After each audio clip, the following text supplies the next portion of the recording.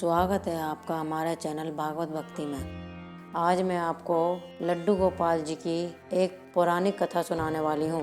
लड्डू गोपाल जी की सेवा करने से क्या फल मिलता है। एक बार एक सेठ जी श्री कृष्ण के परम भक्त थे। वह घर पर लड्डू गोपाल जी ले आए। सेठानी से कहने लगे कि इनकी सेवा करना, इनको सुबह शाम भोग लगाना।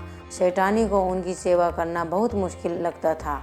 उनका मानना था कि मुझे बच्चों की देखभाल से समय नहीं मिलता, मैं ठाकुर जी की सेवा कैसे कर सकती हूँ। एक दिन उसने लड्डू गोपाल जी को अपने बंगले के बगीचे में मिट्टी खोदकर दबा दिया। अपने पति को कहा कि लड्डू गोपाल जी चोरी हो गए। सेठ जी को यह सुनकर बहुत दुख हुआ, लेकिन ठाकुर जी की इच्छा मानकर मन महसूस कर रह गए। उनके घर में एक माली बगीचे की देखभाल के लिए अक्सर आता था। उसे बगीचे का वह भाग आकर्षित करता जहाँ सेठानी ने लड्डू गोपाल जी को दबाया था। एक दिन उसने उस भाग को खोदा तो उसे लड्डू गोपाल जी मिल गए। वह भागा भागा सेठानी जी के पास गया और उत्साहित होकर सेठानी को बताने लगा कि देखो, मुझे बगीचे में से लड्डू गोपाल जी मिले हैं। सेठानी ने उसी समय उसे नौकरी से निकाल दिया और कहा कि अपने लड्डू गोपाल जी को भी लेते जाओ। सेठानी ने आस पड़ोस के घरों में यह बात फैला दी कि यह माली चोर है, इसलिए सभी ने उसे काम से निकाल दिया। सेठानी के मन में था कि कहीं माली बगीचे में से ठाकुर जी मिलने की बात उसके पति को ना बता दे,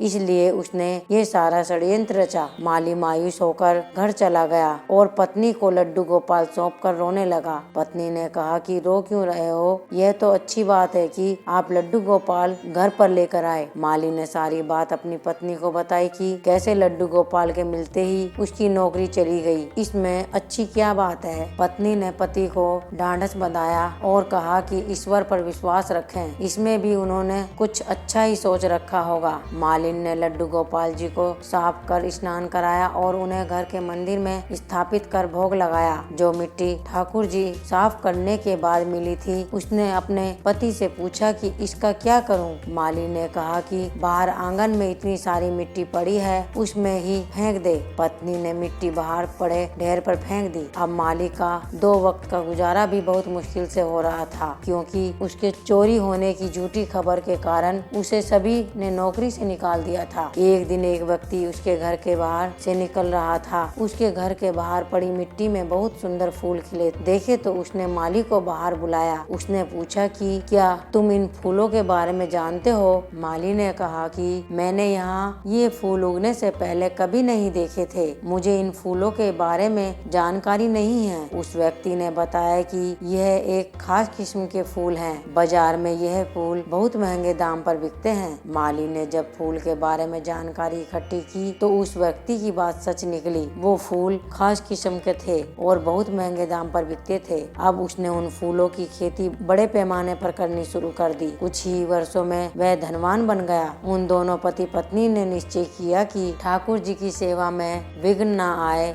इसलिए हम बच्चा नहीं करेंगे, ठाकुर जी की सेवा हम बच्चे की तरह करेंगे। एक दिन उस माली के घर एक भिखारिन भीख मांगने आई। माली ने उसे पहचान लिया।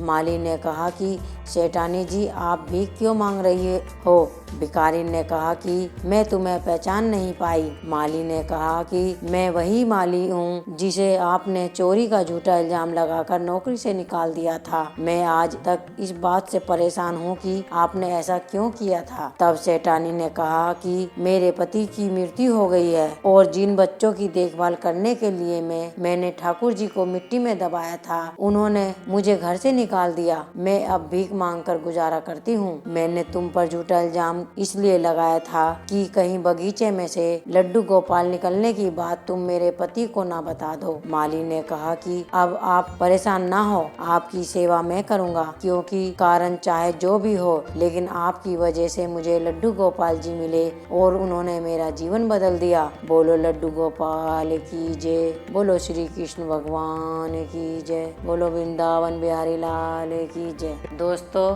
ऐसी कहानी सुनने के लिए हमारे चैनल को सब्सक्राइब करें और कमेंट करें, शेयर करें और लाइक करना ना भूलें।